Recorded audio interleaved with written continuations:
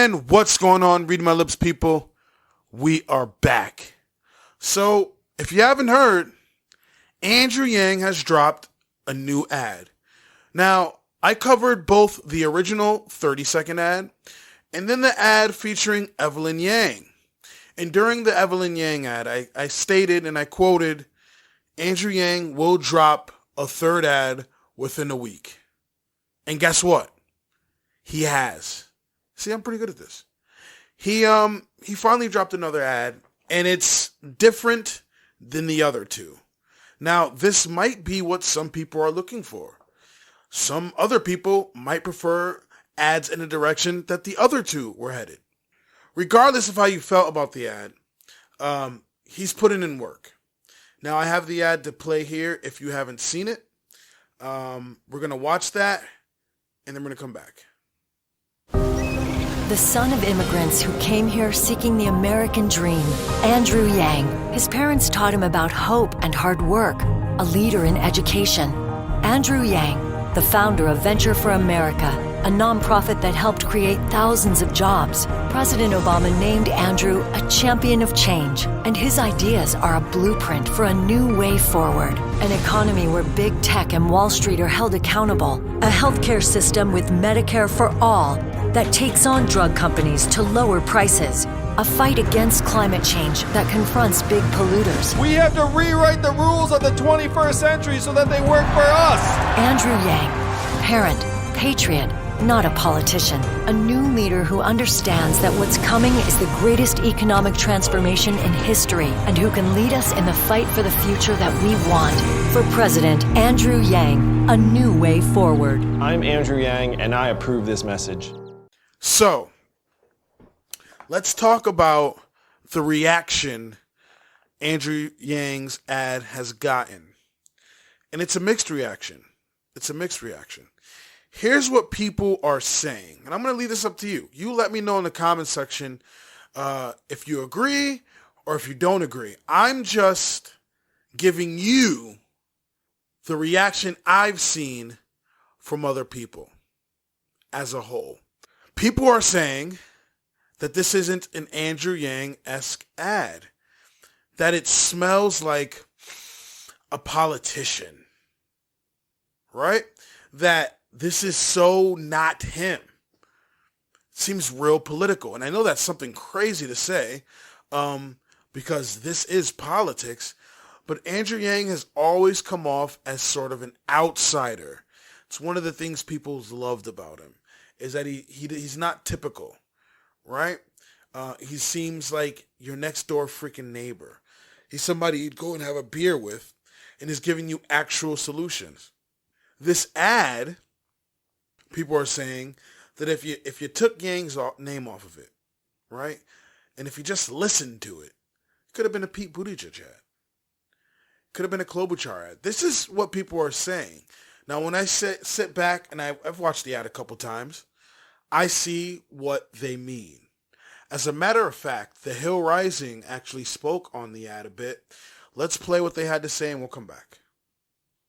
Andrew Yang has made his mark on history, and he has won. Nobody is praising more on that regard than me. Fan. I mean, Overton window shifter, a new brand of politics. Yeah. But Inez, I mean, that was a very highly conventional ad. And I think that it is, I don't know if it's a great move for him to be straying from the unconventionality that drove so many people to give him $10 million. It was that true authenticity and the lack of looking like a conventional politician is what drove him to success. And now he seems to be playing to type, and I'm not sure that that's the best strategy. What do you think? You know, I had the same sort of wrestling in myself about this when I saw this ad. I was like, this really is just a generic politician's ad. And then I thought, my first reaction was like yours. And then I thought, you know, maybe he knows that he has the dedicated Yang Gang, and this is his opportunity to break into the mainstream, into older voters, right, who are going to expect this kind of ad. So maybe it's not a bad thing for him. But I think you're right that the thing that people like the most about Andrew Yang, I think, is two things. One, authenticity. You absolutely hit on that. He seems sincere. He seems serious about problem solving, whether or not you agree with all of his solutions. And the second part, I think, that people really like, and it doesn't necessarily translate to a centrist program, program. But the fact that he's willing to talk to people, and even with Bloomberg coming in, we just trashed Bloomberg and made a bunch of jokes about him, right?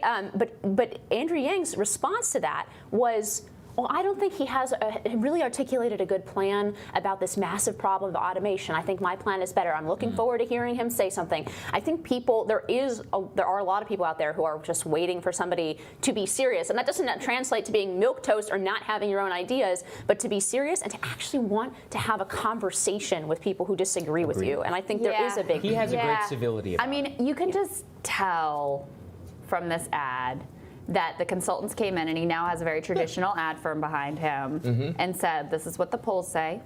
You've got your base. They love you for your nice little freedom dividend thing. That's cute.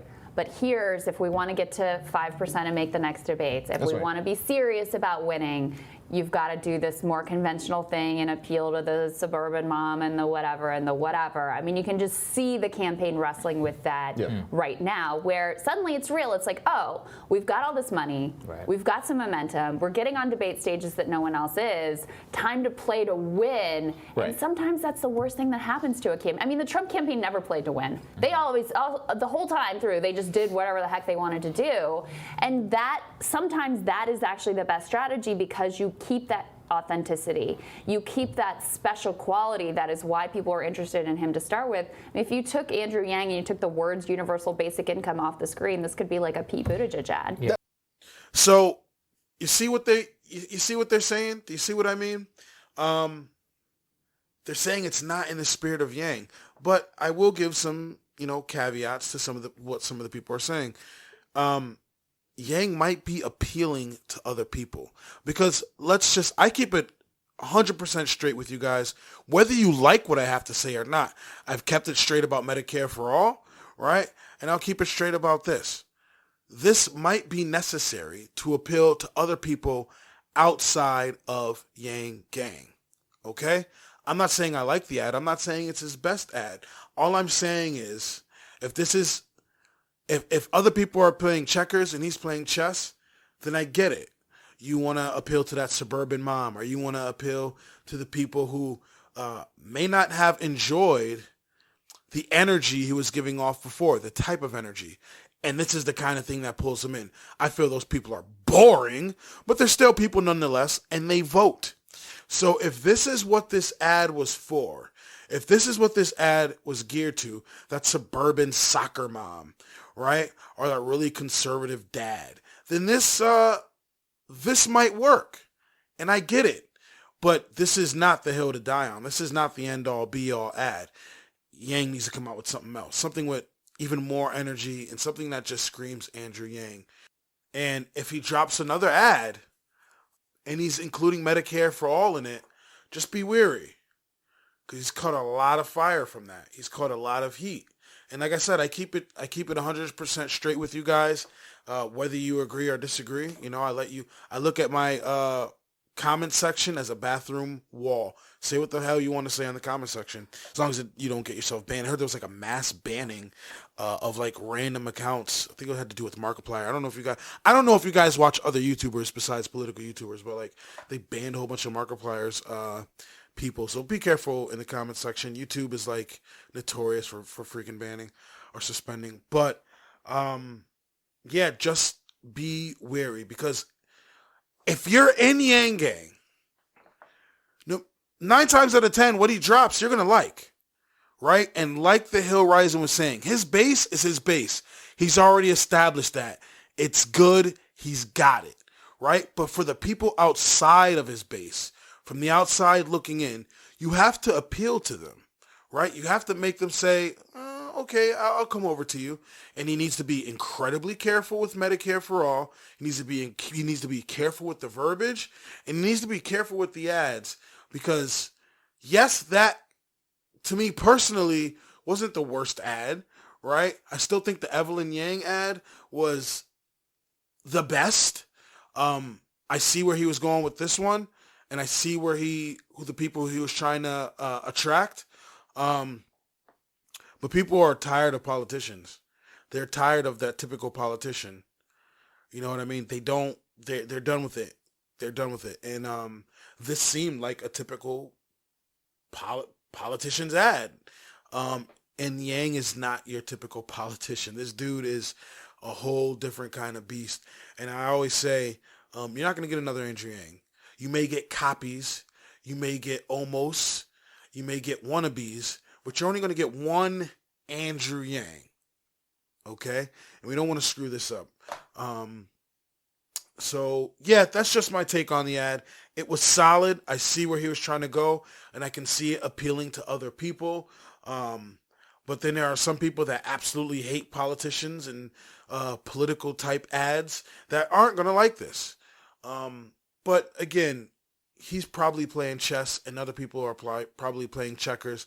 He knows what he's doing. I don't think he just throws something out there. I think he really thinks about the moves he's going to make before he executes them. Right? Like he said on 97, he's been running for president for a little bit now. I think he knows what he's doing. So what are your guys' takes on the ad? Did you enjoy it? Did you not like it? Out of the 3 ads that he's dropped recently, the original, the Evelyn Yang, and this one, which one was your favorite? Personally, I thought the Evelyn Yang one was wholesome, and there was not a lot you could choose wrong with it. Let me know in the comment section what you guys think. And don't forget, I have, something going with Nerds for Yang right now. We're trying to raise $50,000 this month for Andrew Yang, right? And I have a link in the description for Act Blue. Feel free to donate to Andrew Yang there. Now, the top 2 channels that produce the most amount of money for Yang within this 50K contest we're trying to raise for Yang, they get to interview Andrew Yang. So that would be huge.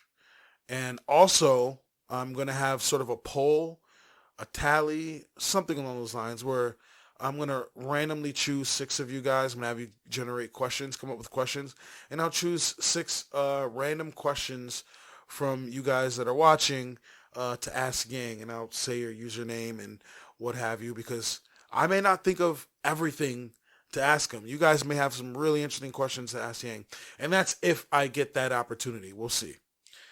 And that's it. I've got more coming for you tomorrow, so stay tuned. If you like what you see, if you like what you hear, please like, comment, and subscribe. I'd really appreciate it. If you don't, let me know in the comment section why. I'm always down to talk about it. I also have a PayPal and a Venmo link in the description below. Feel free to donate to the channel and help it grow. Every little bit helps. Hopefully I'll be talking to you guys soon. Have a good one. Peace.